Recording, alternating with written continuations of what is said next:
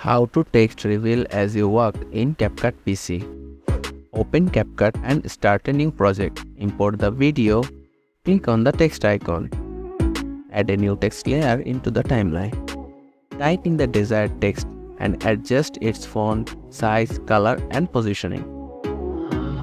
Select the text layer. Right click and choose Create Compound Tip. Now go to the Mask tab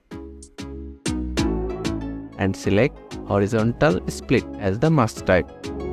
Rotate the split mask 90 degrees to create a vertical split effect. Now place the playhead where you want the text to start revealing. Select the keyframe at the beginning of the text layer. Slowly move the text to the right to start the reveal. CapCut will automatically insert keyframes as you move the text, ensuring a smooth transition. Continue moving the text to the right until the entire text is revealed. And that's it. You have just learned how to text reveal as you work in CapCut PC. Thanks for watching.